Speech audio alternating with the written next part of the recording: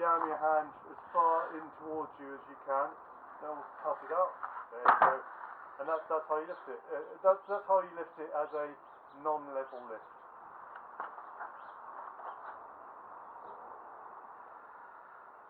Feel it rotating out? Yeah, I don't think I can lift it off both sides of the...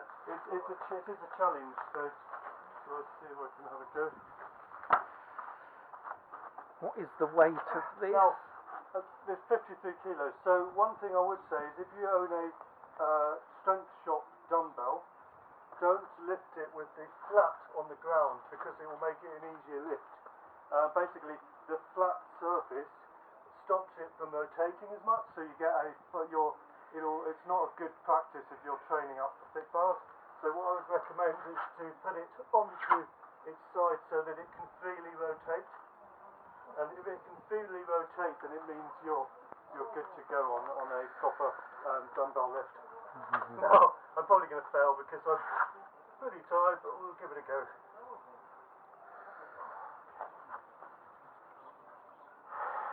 A bit further away, I'll say.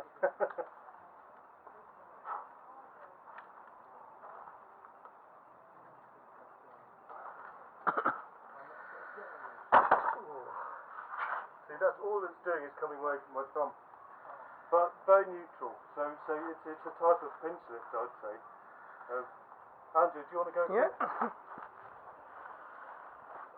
Another problem with this weather is the chalk's really dry and quite slippery. Neutral grip, so straight down, yeah. So don't get your fingers too far under, Andrew. That's better.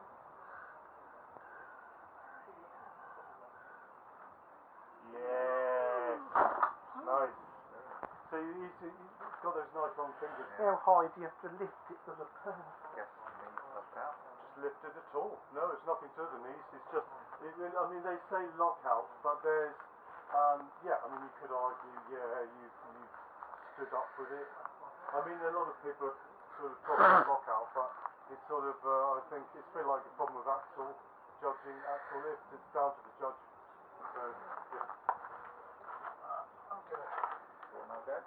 Yeah, I'm going to get rid of this excess dry chalk. It's a very warm day, so basically the chalk's not necessarily good for me here.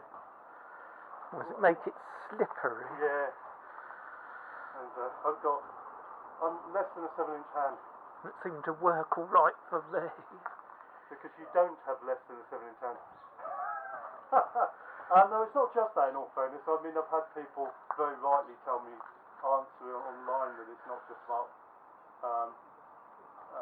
thumb strength and that sort of thing.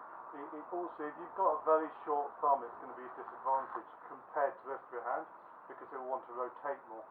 You want to, if anything, a good dumbbell hand isn't necessarily really big. It helps if it's a big hand. But some people might have a really big hand with a tiny shorter thumb proportionally, and then they'll still have issues with a thumb lift.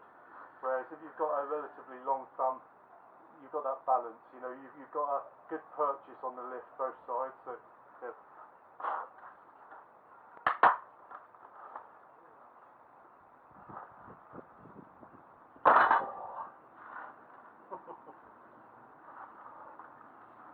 So again, it's like people are going to say, oh, don't you want to get your fingers under it? I would, if I could, if I had longer fingers, then I could get that extra, get my fingers further around it, but you can't do it by going further around. If I do it further around like this, it's just going to rotate. So it's really not going to benefit me in any way. So you turn it off, I'm going to re-chalk it, because this is old chalk, so I'm going to